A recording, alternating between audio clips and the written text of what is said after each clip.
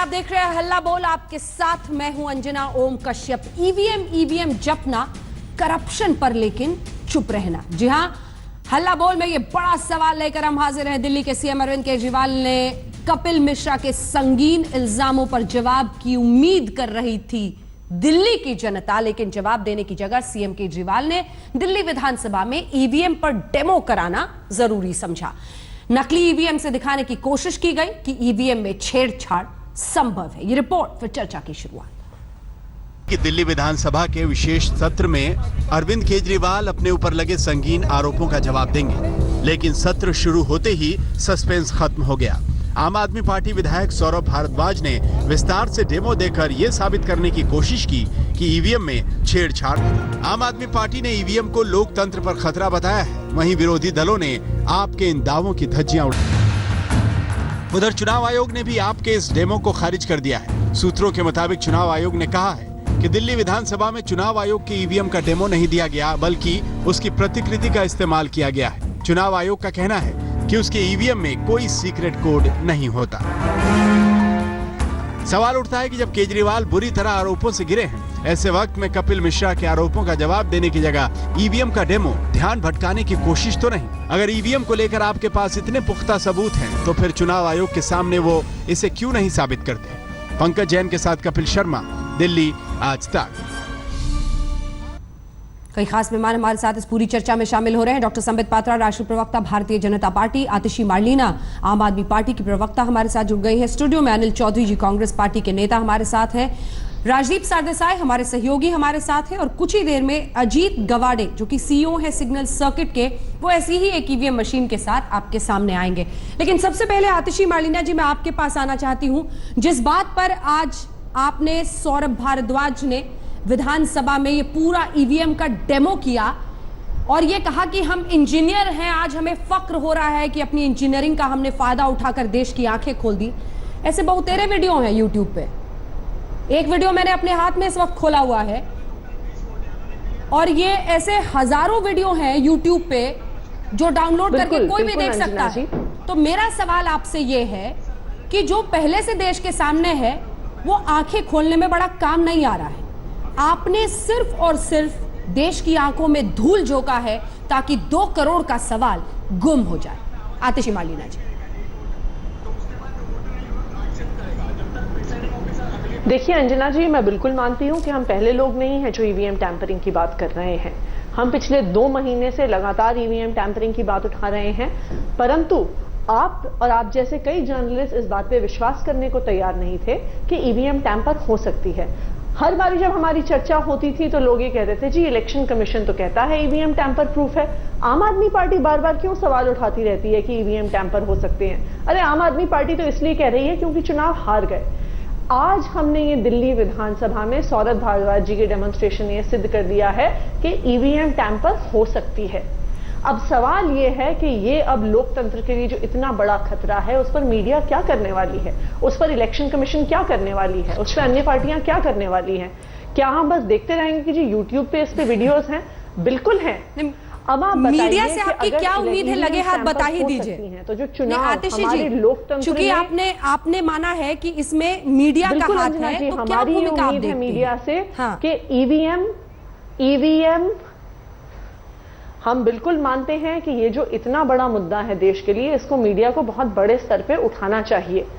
लोकतंत्र जो हमारे देश में है, ये चुनाव पर टिका हुआ है। हमें गर्व है अपने देश के लोकतंत्र पे, परंतु आज के दिन अगर ये दिख गया है कि चुनाव जो ईवीएम पे होते हैं, उस ईवीएम को टैंपर किया जा सकता है, जिस पार्टी को चाहे आप जिता सकते हैं एक ईवीएम के माध्यम से, तो लोकतंत्र को जो खतरा है उसको मीडिया, क्योंकि मीडिया भी लोकतंत्र को तब खतरा होता है जब आम आदमी पार्टी बुरा परफॉर्म करती है। को एक बहुत महत्वपूर्ण भूमिका निभानी चाहिए। लोकतंत्र को तब खतरा होता है जब आम आदमी पार्टी बुरा परफॉर्म करती है। ये एक पार्टी या दूसरी पार्टी की बात नहीं है, ये आम आदमी पार्टी की, भाजपा की, कांग्रेस की, ये किसी की बात नहीं है। ये हम सब पार्टियों से बड़ी बात है, क्योंकि ये लोकतंत्र सिर्फ एक पार्टी का या दूसरी पार्टी का नहीं है। संबित पात्रा जी, हमारे देश जवाब दीजिए। एक बहुत बड़ी उपलब्धि है हमारी देश की कि 1952 से मैं बोल सकता हूं चुनाव हो रहे हैं, परंतु अगर हो गया हो, अगर ईवीएम ड्रामा तो मैं बोल सकता हूं करके चुनाव जीतना चाहती है, तो लोकतंत्र को खतरा तो है। संबित पात्रा ठीक है। बहुत बड़ा इल्जाम है ये। देखिए, एक चोर था हाँ मैं बता रहा हूँ। एक चोर था, वो चोरी करते हुए रंगे हाथ पकड़ा गया। तो उसके लोगों ने पूछा कि अरे चोरी क्यों कर रहे थे? तो वो शुरू कर दिया, ये ताला जो लटका हुआ है, इस ताले की कंपनी में खड़बड़ी है, इस ताला में टेम्परिंग हो गया। अरे आप चोरी क्यों कर रहे थे ये तो बताइए। ये 2 करोड़ रुपए क्यों लिया था इससे, सत्येंद्र जैन से? क्या ये सच नहीं है कि सत्येंद्र जैन ने अपनी नकली कंपनियों के माध्यम से कई एकड़ जमीन दिल्ली में खरीद रखे हैं और लैंड यूज चेंज करके जिस प्रकार से घपला कर रहे थे वो अब सीबीआई के सामने आ गया है? क्या ये सच? मैं आपके बीच में नहीं बोल रहा था, आप सुन लीजिए, वरना ये डिबेट खतरे में आ जाएगा। देखिए अंजना जी, डिबेट खतरे में आ गया है। मेरे बीच में ये देखिए लोकतंत्र को खराब कर रही है, मेरे बीच में बोल के। मैं इनके बीच में नहीं बोल रहा था। देखिए, मैं इतना कहना चाहता हूं कि अरविंद केजरीवाल जब रंगे हाथ पकड़े जाते हैं तो ईवीएम के पास भाग जाते हैं। मैं एक बात बताना चाहता हूं और बड़े सीरियसली बोल रहा हूं अंजना जी, आज हिंदुस्तान शर्मसार हुआ है। हिंदुस्तान की राजधानी कैपिटल दिल्ली के संसद के अंदर, असेंबली के अंदर, वहां पे आपने लोकतंत्र का चीरहरण किया है।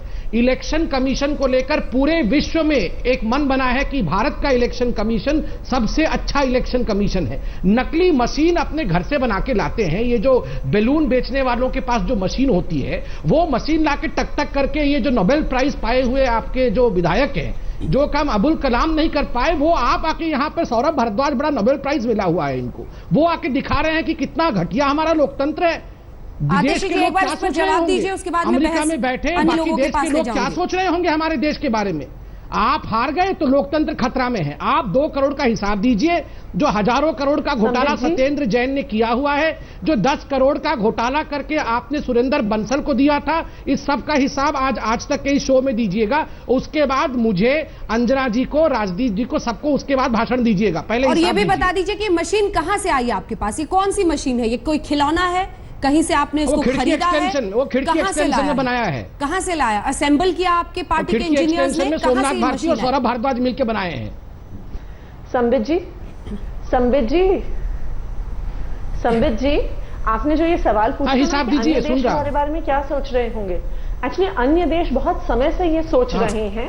अन्य देश बहुत समय से ये सोच रहे हैं कि भारत ईवीएम्स का प्रयोग क्यों करता है। यूनाइटेड स्टेट्स ने ईवीएम्स का प्रयोग शुरू किया और छोड़ दिया। जर्मनी ने ईवीएम्स को अनकॉन्स्टिट्यूशनल मैडम हिसाब दे दीजिए प्लीज। जो देश हमें ईवीएम बना के बेचते हैं, जहाँ पे चिप्स मैन्युफैक्चर होते हैं, 400 करोड़ वाटर टैंकर स्कैम का हिसाब दे दीजिए मैडम। इसलिए ईवीएम्स का प्रयोग नहीं करते हैं क्योंकि ईवीएम्स की टैंपरिंग हो सकती है। और आज दिल्ली की विधानसभा में सौरभ भारद्वाज जी ने दिखा दिया, एक डेमोन्स्ट्रेट करके दिखा दिया एक प्रोटोटाइप। ईवीएम बस बता दीजिए मैम, कहां से प्रोक्योर किया? क्योंकि इलेक्शन कमीशन ने तो आपको दिया नहीं, कह रहे हैं, मना कर दिया था इलेक्शन कमीशन ने। ये ईवीएम आप कहां से लेके आए? हम हैकाथॉन करें। हम अंजना जी, ये ईवीएम मशीन कहां से लाया था? और जैसा सौरभ जी ने कहा, जिस प्रकार का मदरबोर्ड इस प्रोटोटाइप में लगा, जो प्रोटोटाइप लगा हुआ है मदरबोर्ड का, उसको बदलने में 90 सेकंड लगते हैं। आप गुजरात का स्ट्रांग रूम हमें दे दीजिए, 1.5 घंटे में हम सारे मदरबोर्ड कहां से मिल गया? क्या इलेक्शन कमीशन ने आपको मदरबोर्ड दिया? मदरबोर्ड दिया किसने आपको? तो ये जो सवाल है, मदरबोर्ड प्रोक्योर करना ये तो गैर कानूनी काम है। आप कहां से मदरबोर्ड लेके आए ये बताइए। सकती है ईवीएम की टैंपरिंग, ईवीएम टैंपरिंग हो सकती है। मदरबोर्ड प्रोक्योर करना गैर कानूनी काम ना, वो अरविंद केजरीवाल जी का नेतृत्व में टैंपरिंग हो गया है। ईवीएम ठीक है, और अरविंद केजरीवाल की लीडरशिप में माल फंक्शनिंग हो गया है, उसकी चिंता मत करिए। आप हिसाब दीजिए पहले 2 करोड़ की। अनिल चौधरी जी, अब हमारा इलेक्शन कमीशन को चैलेंज है कि हैकाथॉन करके दिखाएं। हम हैकाथॉन में इलेक्शन कमीशन की मशीन पे करके दिखाएंगे। President of India, election commission, सबको चैलेंज। अरविंद केजरीवाल को हैकाथॉन के दिन इलेक्शन कमीशन में ये दिखाएंगे, तब कांग्रेस पार्टी, क्योंकि आपकी पार्टी के वरिष्ठ नेताओं ने भी सवाल खड़ा कर दिया ईवीएम पर। किधर खड़े हैं आप? नहीं, बिल्कुल मैं इसमें देखिए अपना पक्ष रखना चाहता हूँ। सीधे तौर पर ये सच्चाई है कि जिस तरह से इलेक्शन आयोग पे पहले उंगली उठती रही है, लेकिन जिस तरह से समय चुना है केजरीवाल जी ने, मैं आपकी उस बात से सहमत हूँ। आज जिस तरह से अपने आप को ढाल बना करके उन बातों को लेकर के आए हैं जो पहले उठ चुकी हैं। जहां तक सवाल है, देखिए इलेक्शन आयोग का काम है निष्पक्ष तरीके से देश के अंदर चुनाव कराना, और यदि उसके ऊपर उंगली उठती है तो कांग्रेस पार्टी और हिंदुस्तान का एक नागरिक। तो आप ताली बजाइए ना फिर उनके लिए। अब मेरी बात, मेरी बात को कांग्रेस पार्टी समझ ही नहीं पाती कहां खड़े वहां तो वो दोनों आपस में बहस कर रहे हैं। या तो आप उनके मुद्दे पे हैं, देखिए मैं, या तो आप उनके मुझे मुद्दे के कंप्लीट साथ तो करने दीजिए अंजना जी। मैं यही आपको समझाने की कोशिश कर रहा हूँ कि यदि इलेक्शन आयोग पे उंगली उठती है, हालांकि इलेक्शन आयोग के ऊपर कभी कांग्रेस पार्टी की ना उंगली उठी है, और हिंदुस्तान के एक नागरिक लोकतंत्र के लिए उन पर विश्वास करता है, और इसीलिए देखिए जिस तरह से आज उंगली उठी है उस पर इलेक्शन आयोग को, ये यदि एक भी व्यक्ति उंगली उठाता है तो इलेक्शन आयोग का ये काम बनता है कि उसको संतुष्ट करना। यदि आज ये प्रश्न चिन्ह लगा है तो क्यों नहीं इस मशीन को जब्त किया जाए, इसकी भी जांच होनी चाहिए। जिस तरह से डिबेट में मैं सुन रहा था दोनों लोग एक दूसरे पर आरोप प्रत्यारोप लग रहे थे, क्यों ना इस मशीन को जब्त कर लिया जाए, या केवल अरविंद केजरीवाल जी एक इस तरह से ड्रामा करेंगे, एक खिलौना दिखाएंगे, वो खिलौना है या वाकई वो मशीन है, तो दूध का दूध पानी का पानी हो जाएगा। तो इस चीज को अपने अंडर में लेकर के महत्वपूर्ण बिंदु है। अजीत गवाडे हमारे साथ जुड़े हैं, लेकिन उससे पहले राजदीप मैं एक बार आपके पास आना चाहती हूं। क्या सिर्फ और सिर्फ 2 करोड़ पर सवाल लगता है जैसे पुराना है जो लगातार हम संडे के बाद से पूछ रहे हैं, लेकिन 2 करोड़ पर चुप्पी तक नहीं तोड़ी और एक पूरा ड्रामा हमने अनफोल्ड होता हुआ देखा। क्या ये सही है कि आप ये करें? इलेक्शन कमीशन में ये जाके करने का इंतजार नहीं करना चाहिए था? अगर है तो फिर मशीन का बैकड्रॉप तो बताएं कि कहां से मिलाएंगे। देखिए, ये 2 अलग अलग मुद्दे हैं। एक मुद्दा है 2 करोड़ का मुद्दा जो पिछले 3 दिनों से उठ रहा है, जो कभी ना कभी अरविंद केजरीवाल को उसका जवाब देना पड़ेगा। मीडिया को ना दे तो अपने पार्टी को देना पड़ेगा, जनता के सामने तो रखना ही पड़ेगा। जब चुनाव मीडिया को क्यों नहीं देंगे? नहीं, सवाल ये सर, इसी मीडिया में तो सब पर सवाल खड़ा करते थे। नहीं, सवाल ये है अंजना जी कि आज की तारीख में एक तरह से अगर वो मीडिया पर जो भी सवाल दे, क्या मीडिया वो मानेगी? आज की तारीख में क्या है? कपिल मिश्रा एक चीज कहते हैं, अरविंद केजरीवाल और मनीष सिसोदिया या सत्येंद्र जैन दूसरी चीज कहते हैं। आरोप तो सर मुख्यमंत्री पर है। सवाल यह है कि आरोप सीधा मुख्यमंत्री पर है। बिल्कुल, सीसीटीवी फुटेज उनके पास होगा, पहले ही दिन दिखा देते। जो जानकारी दी गई है उसके मुताबिक जो मुझे पता चला है कि कल तक वो सीसीटीवी फुटेज देश या वॉलंटियर्स या जनता या मीडिया के सामने रखा जाएगा। लेकिन जो आपने दूसरा सवाल किया है, आज ट्यूसडे है राजदीप जी, कल वेडनेसडे हो जाएगा। संडे को आरोप लगे थे, 3 दिन लगता है क्या सीसीटीवी फुटेज रिलीज करने में? 1 मिनट, आप 2 अलग अलग मुद्दों को जनता के सामने रख रही हैं। मुद्दे एक ही शख्स से जुड़ा हुआ है, दोनों ही मुद्दे। आपने दोनों ही मुद्दे। नहीं, मेरा यह कहना है कि ईवीएम का जो मुद्दा है, मुझे लगता है ये ईवीएम इलेक्शन कमीशन के सामने ये डेमोन्स्ट्रेशन होना चाहिए। और इलेक्शन कमीशन ने आज तक केवल सूत्रों के द्वारा कहा है कि हम ऑल पार्टी मीटिंग करेंगे। मैं जानना चाहता हूं कि मार्च 11 को चुनाव खत्म हुए, तब से ये आरोप लग रहे हैं। क्या 2 महीने इलेक्शन कमीशन को लगते हैं कि ये जानकारी लेकर एक ऑल पार्टी मीटिंग ना बुलाए? तो ये एक मुद्दा। दूसरा मुद्दा आपने उठाया कि अरविंद केजरीवाल जवाब क्यों नहीं दे रहे। हाँ। मैं समझता हूं कि अरविंद केजरीवाल को जवाब देना पड़ेगा। मुझे नहीं तो मीडिया को या किसी व्यक्ति को उनको देना पड़ेगा, क्योंकि यह मुद्दा रहेगा। विपक्ष आज इसको एक तरह से अरविंद केजरीवाल को घेरने की कोशिश कर रही है। रोज कपिल मिश्रा कोई नया आरोप लगा रहे हैं, रोज कोई चैनल अपने एजेंडे को लेकर कोई नया आरोप लगा रहा है। तो मैं अगर अरविंद केजरीवाल होता तो मैं प्रेस कॉन्फ्रेंस करके इन सवालों का जवाब देता। लेकिन जो ईवीएम का मुद्दा है वो भी महत्वपूर्ण है, और मुझे लगता है वहां इलेक्शन कमिशन ने कहीं ना कहीं एक सवाल पूछना चाहता हूं। ढीलापन दिखाया है। 2 महीने से इलेक्शन कमीशन ने एक स्टेटमेंट नहीं की है। संबित, छोटा सा एकदम, बिल्कुल छोटा सा, 1 लाइन का।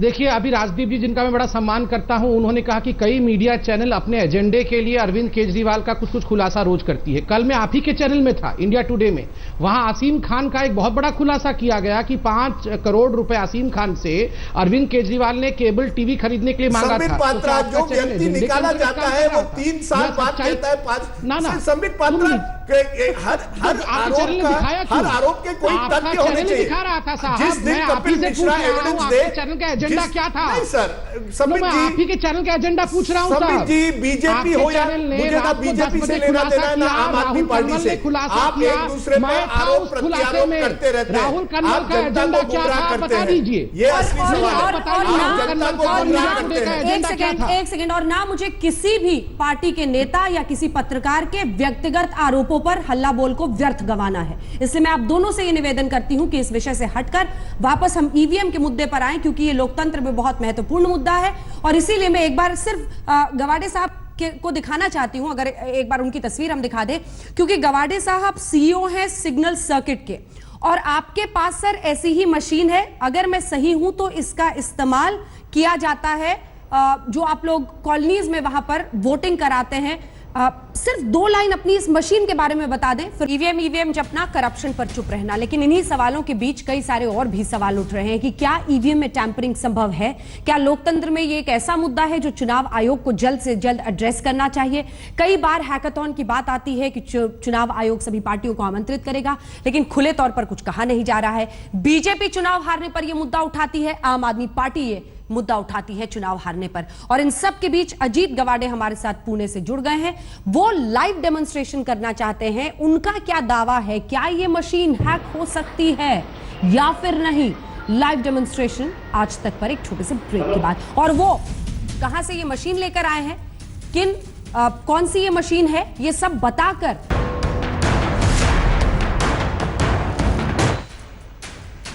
घंटों की गिनती तो हम लगातार कर रहे हैं आज तक पर, जब से 2 करोड़ के मुद्दे पर चुप्पी साध ली है भ्रष्टाचार के सबसे बड़े सिपाही अपने आप को कहने वाले अरविंद केजरीवाल ने। कपिल के आरोप पर कुछ नहीं बोला अरविंद केजरीवाल ने। जिस दिन कपिल मिश्रा ने आरोप लगाए थे, 50 सेकंड की पीसी की थी मनीष सिसोदिया उप मुख्यमंत्री ने।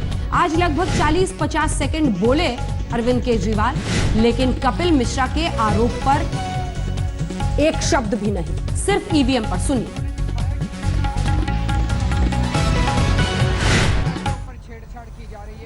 क्या सौरभ भारद्वाज जी, जो खुद एक कंप्यूटर इंजीनियर हैं और चिप्स की टेक्नोलॉजी में काफ़ी काम कर चुके हैं, उन्होंने दिल्ली विधानसभा में ये दिखाया कि हमारे देश के अंदर ईवीएम के साथ छेड़छाड़ कैसे की जा रही है। उन्होंने दिखाया कि कितना आसान है छेड़छाड़ करना और बहुत बड़े स्तर के ऊपर छेड़छाड़ की जा रही है। ये देश के लिए बहुत बड़ा खतरा है, जनतंत्र के लिए बहुत बड़ा खतरा है और देश के हर नागरिक को इसके खिलाफ आवाज उठानी। चुनाव आयोग ने खारिज कर दिया है, चुनाव आयोग ने खारिज कर दिया हम तो कि वो ईवीएम नहीं है जिससे चुनाव होता है। हम तो कह रहे हैं आप अपनी ईवीएम दे दीजिए, उसका मदरबोर्ड चेंज करना है, 90 सेकंड लगते हैं। वो अपनी ईवीएम देंगे, उसका मदरबोर्ड चेंज करके दिखा देंगे। वो अपनी ईवीएम दे दीजिए। 2 करोड़ के मुद्दे पर चुप्पी, लेकिन ईवीएम और इसी ईवीएम के बीच सवाल यह है कि 90 सेकंड का यह खेल होगा। और इन सब के बीच आज एक ऐसे शख्स से सहानुभूति भरे शब्द अरविंद केजरीवाल को मिले हैं जिसकी उन्होंने कभी कल्पना नहीं की होगी। रॉबर्ट वाड्रा ने सहानुभूति भरे शब्द बोले हैं अरविंद केजरीवाल के लिए और कहा है कि जब तक सबूत नहीं हो किसी पर आरोप नहीं मरने चाहिए।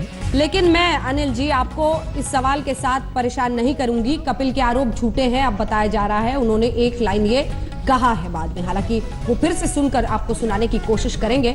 लेकिन इस बीच गवाडे साहब, हम सीधा आपके पास आना चाहते हैं। सबसे पहले तो हमारे दर्शकों को पूरा बता दीजिए कि ये मशीन कहां से आपके पास आई है, क्या ये मशीन आप लोग बनाते हैं, इस मशीन का कहां इस्तेमाल होता है, और फिर अरविंद केजरीवाल और सौरभ भारद्वाज का वो दावा कितना सही है कि सिर्फ 90 सेकंड में ईवीएम के मदरबोर्ड को छेड़कर, उसके साथ छेड़छाड़ करके उसको हैक किया जा सकता है या उससे अपने पक्ष में, एक पार्टी अपने पक्ष में वोट हासिल कर सकती है। अजीत जी। हेलो, नमस्कार।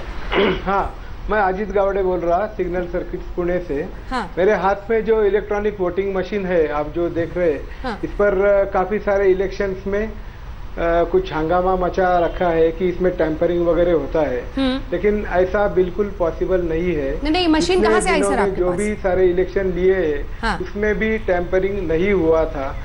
मशीन हम लोग बनाते हैं। अच्छा। हमारे पास इसका पूरा टेक्नोलॉजी है। ठीक है। और ये सब जानकारी है, इसके लिए मैं ये बोल रहा हूँ कि इसमें टैंपरिंग पॉसिबल नहीं है।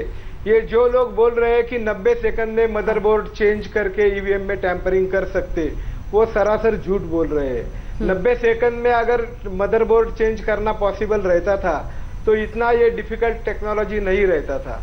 ये कोई भी ऐसा मदरबोर्ड चेंज करके कुछ वोट में गड़बड़ नहीं कर सकता। अगर मशीन खोला भी तो भी मशीन में एरर रिपोर्ट आता है कि इसमें कुछ छेड़खानी की है और इसको किसी ने खोला है। और इसके जो सब माइक्रो कंट्रोलर्स, आईसी, मेमोरी जो भी कुछ है वो बदलना इतना आसान नहीं है और बिल्कुल पॉसिबल नहीं है। ठीक है, तो आतिशी मार्लिना जी आप रिस्पॉन्ड करना चाहेंगे? इसमें 2 पार्ट्स है, एक ठीक है, कंट्रोल यूनिट है। बता दें, आप बता दें पहले अजीत जी।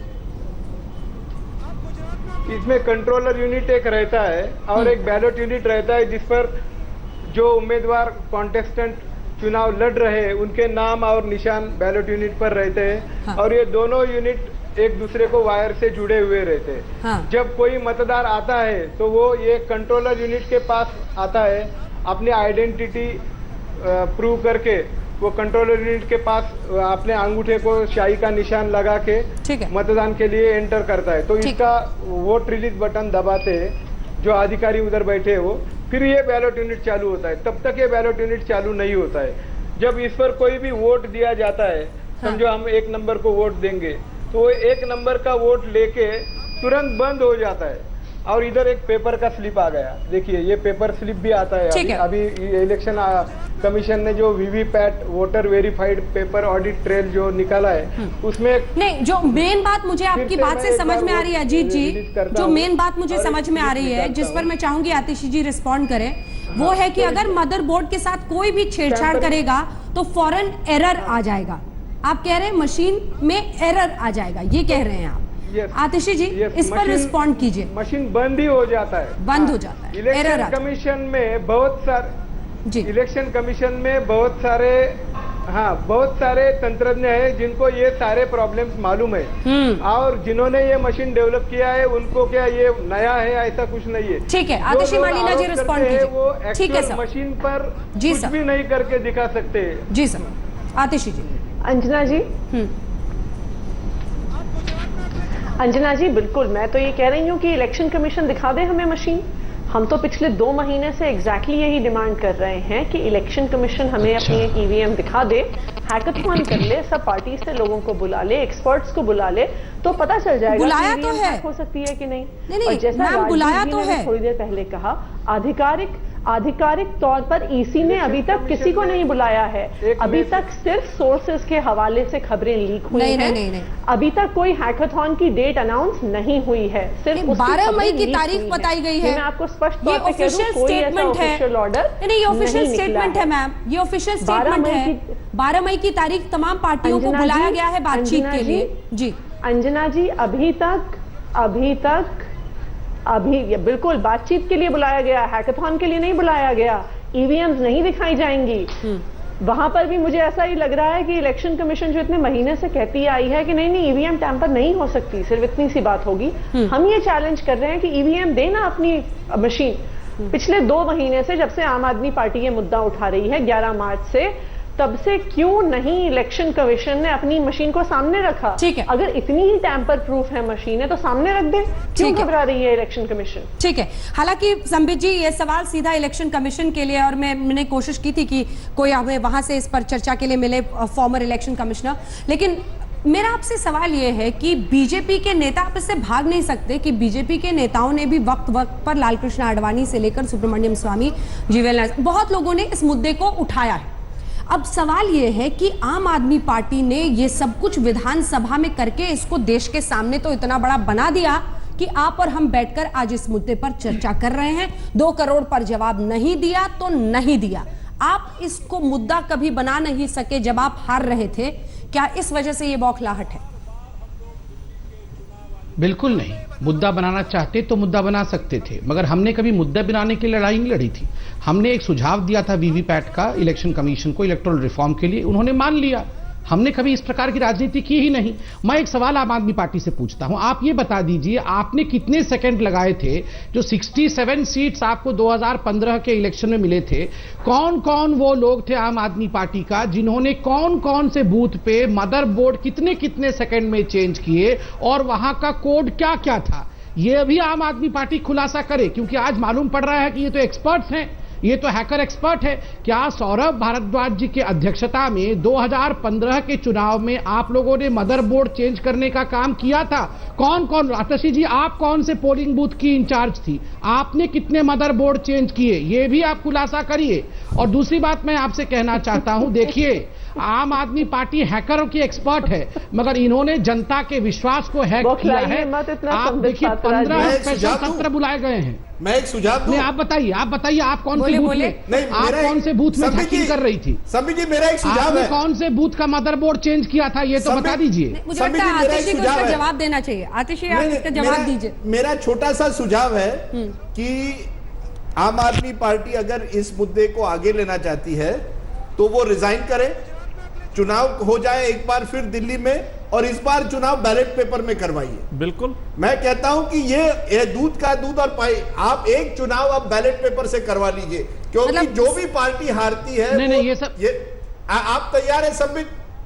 नहीं, आप तैयार रहिए, बैलेट पेपर पर चुनाव करवाते हैं। मतलब दिल्ली में बैलेट पेपर, बाकी जगह देश में करवाइए अगर आप चाहें। मैं बताता हूं। अगर कांग्रेस पार्टी को मैं बताता हूं। फिर बूथ कैप्चरिंग करवाना नहीं होगा। राजदीप जी, हम लोग पहले ये मांग कर चुके हैं। उसके बाद मैं कभी इसका इलेक्शन उत्तर आयोग देता की हूं। हमारी बूथ कैप्चरिंग नहीं हो सकती। हाँ बिल्कुल, मैं चाह रही थी आतिश जी आप ही करें। राजदीप जी ने मुझसे सवाल पूछा, मैं इसका उत्तर देता हूं। आयोग का ही धर्म बनता है कि एक भी व्यक्ति प्रश्न चिन्ह लगाता है तो उसको दूर किया जाए, और ये मांग लेकर के हम लोग मिलते रहे। ठीक है, कंक्लूडिंग रिमार्क्स का ही वक्त है। एक सेकंड मुझे। हाँ, और यदि आज इलेक्शन आयोग को ये जरूरी बन जाता है कि उसके ऊपर यदि दाग लग रहा है तो उस दाग को मिटाने के लिए बैलेट पेपर का यदि प्रयोग हो तो क्यों ना होना चाहिए। लेकिन जिस तरह से आज सदन के बैलेट अंदर पेपर पे कितना दाग है अनिल जी? आप इतिहास नहीं जानते क्या? बूथ कैप्चरिंग किस तरह से होती थी? बैलेट पेपर में नहीं होती थी क्या ये शिकायतें? लॉ एंड ऑर्डर का इशू रहेगा, लेकिन जो प्रश्न चिन्ह इलेक्शन आयोग पे लगा है ये बड़ा प्रश्न चिन्ह नहीं, प्रश्न चिन्ह तो बैलेट पेपर के वक्त भी लगता था। रही है, चाहे आपकी पार्टी तो जानती है। हो या वीरप्पा मोइली ने मना खारिज कर दिया है। लेकिन आज केजरीवाल जी ने जिस तरह से वीरप्पा मोइली ने खारिज कर दिया है। संगीन और गंभीर आरोप लगे हैं केजरीवाल जी के ऊपर, उनका जवाब ना देने के लिए आज इन्होंने इसका प्रयोग किया। आतिश जी, पहले मदरबोर्ड में किसने 67 सीटों के वक्त मैनेज किया था, इसका जवाब आप दे दीजिए, फिर संबित लास्ट में आपका जवाब।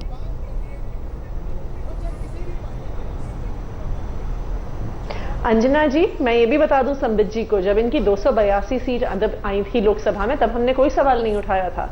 जब महाराष्ट्र में ये जीते थे हमने कोई सवाल नहीं उठाया था। जब हरियाणा में ये जीते थे हमने कोई सवाल नहीं उठाया था। सवाल हमने उठाना शुरू किया जब बीएमसी के चुनाव में एक इंडिपेंडेंट कैंडिडेट ने कहा कि मेरा अपना वोट कहां गया। भिंड के चुनाव में जब एक वीवीपैट की मशीन सामने आई जिसमें कोई भी बटन दबाइए, संबित एक लाइन में जवाब, वक्त की बहुत कमी आती है, आपने अपनी बात कह दी। संबित जी, हमने सबूतों के आधार पर यहाँ पे देखिए, आज अरविंद केजरीवाल जी ने अपने ही बात को सिद्ध कर दिया है। अरविंद केजरीवाल ने कहा था कि मैं एनार्किस्ट हूं। आज हिंदुस्तान देख रहा है कि अरविंद केजरीवाल एनार्किस्ट हैं, वो उपद्रवी हैं। देखते रहिए आज तक। आप सभी का बहुत बहुत शुक्रिया हमारे साथ इस चर्चा में शामिल होने के लिए। आरोप दोनों तरफ से, लेकिन इस बीच अगर वाकई ईमानदारी से देखें और गंभीरता से तो सबकी नजरें चुनाव आयोग की तरफ। कई घंटों की चुप्पी के बाद अरविंद केजरीवाल कैमरा के सामने आए, क्या कहा सुनिए। क्या सौरभ भारद्वाज जी, जो खुद एक कंप्यूटर इंजीनियर हैं और चिप्स की टेक्नोलॉजी में काफ़ी काम कर चुके हैं, उन्होंने दिल्ली विधानसभा में ये दिखाया कि हमारे देश के अंदर ईवीएम के साथ छेड़छाड़ कैसे की जा रही है। उन्होंने दिखाया कि कितना आसान है छेड़छाड़ करना और बहुत बड़े स्तर के ऊपर छेड़छाड़ की जा रही है। ये देश के लिए बहुत बड़ा खतरा है, जनतंत्र के लिए बहुत बड़ा खतरा है और देश के हर नागरिक को इसके खिलाफ आवाज उठानी चाहिए। इसी के साथ हल्ला बोल में इतना ही। आप देखते रहिए आज तक।